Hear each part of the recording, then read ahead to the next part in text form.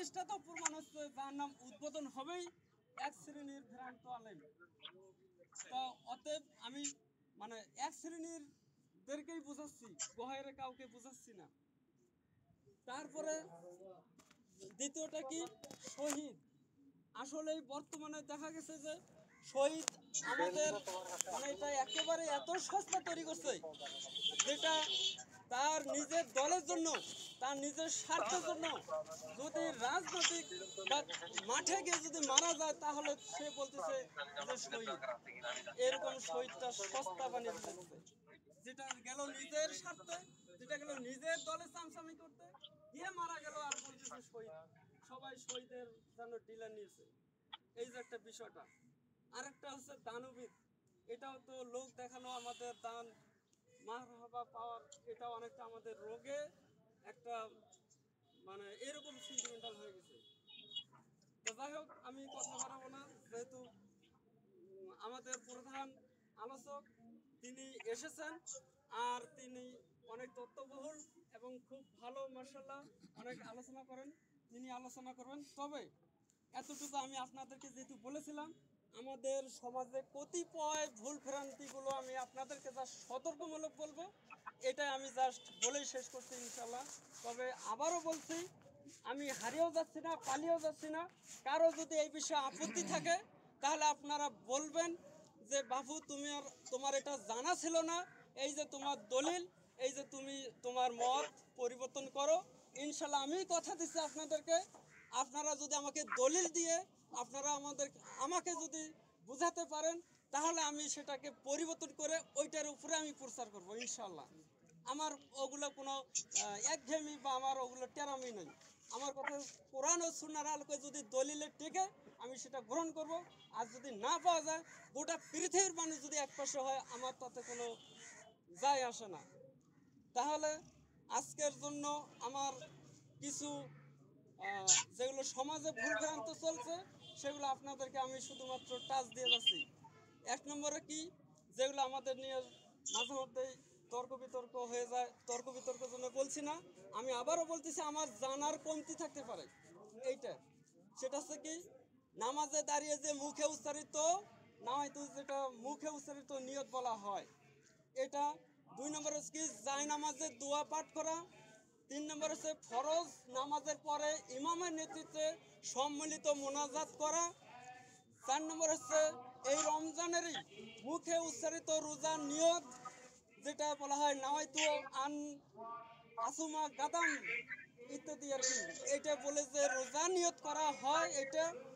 তারপরে হচ্ছে 5 নম্বর হচ্ছে এই রমজানেরই শেষের দিকে অনেকে ফিতরা প্রদান করবেন, সেটা হয়তো বা খাদ্যদ্রব্যের পরিবর্তে টাকা হয়তো বা প্রদান করবেন, এটাই যেটা সমাজে দেখতেছি, এটা দলিল। তারপর হচ্ছে 6 নম্বর হচ্ছে শবে বারাত, শবে মেরাজ, যেটা গহেরে আলেমরাও, আমি দেখেছি ব্যক্তিগতভাবে অনেক আলেমের সাথে আমার কথা হয়, তারা বলে এগুলো তো অস্তিত্ব নাই, এগুলো আমরা যেভাবে করি এগুলোর কোনো প্রমাণ নাই। অথচ দুঃখ লাগে, সেই আলেমরাও আমার সাথে মানে এগুলো বললো, তোমার বয়স কয়দিন, আমরা এগুলো তার আগে থেকে জানি, এইভাবে সিস্টেম নাই। অথচ তারাই ফির ওই সবে পড়ার সবে মেরাজ আসলে তারাই ফির সেগুলো করে। তাহলে বিষয়টা এরকম হয়ে গেছে। তারপরে 7 নম্বরে কি, সমাজে প্রচলিত যেভাবে মিলাদ পড়ানো হয় এটা। তারপর 8 নম্বর হচ্ছে কলমাখানি বা চল্লিশা, এ সমস্ত কিছু। 9 নম্বর হচ্ছে মৃত ব্যক্তি মারা গেলে তার নিকট বসে কোরআন খতম করা বা কোরআন পড়া। 10 নম্বর হচ্ছে জুমার খুতবা আমাদের সমাজে যেভাবে দেওয়া হয়, কি সিস্টেম, 1 মিনিটে শেষ করছি। সেটা হচ্ছে কি করা হয়, যে প্রথমে জুমার খুতবা ইমাম সাহেব একটা দিচ্ছে বয়ান, যেটা বলা হয় বয়ান মানেও খুতবা, যাই হোক ওদিকে যাচ্ছি না। তারপরে কি করা হয়, 5 মিনিট সুন্নত নামাজের জন্য সময় দেওয়া হয়। তারপরে ইমাম সাহেব সামনে থাকে, তার সামনে আজান দেওয়া হয়। তারপরে কি হয়, আবার আরবিতে খুতবা দেওয়া হয়, তারপরে নামাজ শুরু করা। এই যে সিস্টেমটা কোরআন হাদিসে দূরে থাকলেও মাযহাব দ্বারাই কেউ যদি প্রমাণ করতে পারে, আমি ইনশাল্লাহ আমি এটাই প্রচার করে বেড়াবো, আমি আপনাদেরকে কথা দিচ্ছি। তাহলে মোটামুটি এই 10টা আমি আপনাদের মাঝে ছেড়ে দিয়ে গেলাম। আপনারাই চৌকস মানুষ, আপনাদের যদি বিন্দু মাত্র যদি জানার ইচ্ছা থাকে, যদি হক যদি গ্রহণ করার মনোমানসিকতা যদি থাকে তাহলে ইনশাল্লাহ হয় আপনারা আমাকে শক্তভাবে ধরে, হয় আপনি আমাকে দলিল দিয়ে বলবেন যে তুমি কি বলো, কি জানো, এই যে এই বিষয় এইভাবে আমাকে শুধরানোর চেষ্টা করবেন।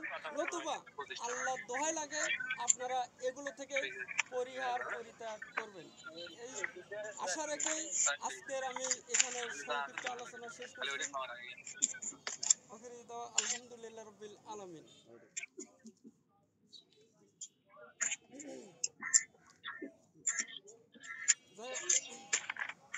এবারে আমাদের সামনে আসলে আমাদের ইচ্ছে ছিল অনেক কিছু, কিন্তু আপনাদের উপস্থিতিটা একটু দেরিতে হওয়ার কারণে ভাই কিন্তু 5টার সময় থেকেই কথা বলার, মানে প্রধান আলোচক তিনি কিন্তু 5টা থেকেই কথা বলার কথা ছিল, কিন্তু আপনাদের উপস্থিতি ছিল না বিধায় আধা ঘন্টা তার আমরা সময়টাকে আমরা মানে নষ্ট করলাম।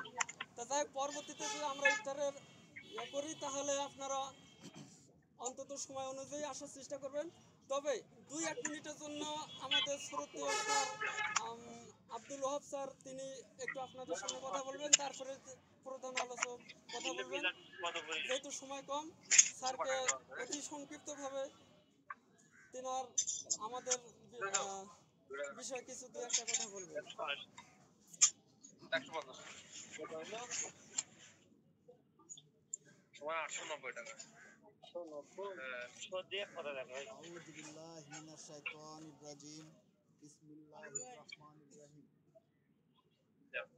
আজকের এটা মহতি উপস্থিত সম্মানিত মুরব্বিয়ান, আমার অনুজ, সবাইকে আসসালামু আলাইকুম। আসলে আমরা ইসলামের যে আলোচনাগুলো শুনি, এটা আমরা যখন আমাদের কেউ যদি মারা যায় সেই মুর্দাকে সামনে নিয়ে আমরা কথা বলি, কোরআন হাদিসের কথা বলি, মাইকিং করে বলি, আবার এই রকমের একটা অনুষ্ঠানেও কিন্তু আমরা বলি। আবার বলা হচ্ছে যে নফল ইবাদতের চেয়েও উত্তম ইসলামী আলোচনা। যাই হোক, আমার কথা আমি বাড়াবো না। এখানে রব্বানি অনেক কথা বলছে যে আসলে আমরা যতগুলোই কথা মানুষের শুনি না কেন, ওয়াজ মাহফিলেও শুনি না কেন, আমি দেখি সবাই যেন মনোযোগ দিয়ে শোনে না। কেউ হলো জায়গা দখল করার জন্য বসে থাকে। মেয়ে মানুষ যখন কথা বলে, মেয়ে ওয়াজ শুনতে আসে, একজন আরেকজনের সাথে গল্প করে, ওখানে কি গল্প কি ওয়াজ হচ্ছে গুরুত্ব দিয়ে শোনে না। এখন সেটা সত্য বললেও হ্যাঁ বলে, মিথ্যা বললেও হ্যাঁ বলে। আমি ক্লাস নিয়ে দেখছি যে যাদের মনোযোগ নাই তারা করে কি, যে যদি বলি যে সূর্য ওই দক্ষিণ দিক দিয়ে উত্তর দিকে যায়, কি বলো? কয় জি স্যার। তাহলে কি বুঝিল? এই রকমই কিন্তু ওয়াজ মসজিদের ক্ষেত্রেও আমি দেখি, না বুঝেও কিন্তু হ্যাঁ বলে, ওই বলে সেই অবস্থাটা কিন্তু এখানে। যাক, আমি সেদিকে যাব না। আজকে আমাদের একটা গুরুত্বপূর্ণ মাস এসেছে, যে মাসে 12 মাস এসছে, এটা হলো উত্তম মাস। ইসলামের যে 5টা স্তম্ভ আছে, এই 5টা স্তম্ভের মধ্যে আমি দেখেছি যে 4টা স্তম্ভই কিন্তু এই মাসের মধ্যে পড়ে যায়। কালেমা, নামাজ, রোজা এবং যাকাত।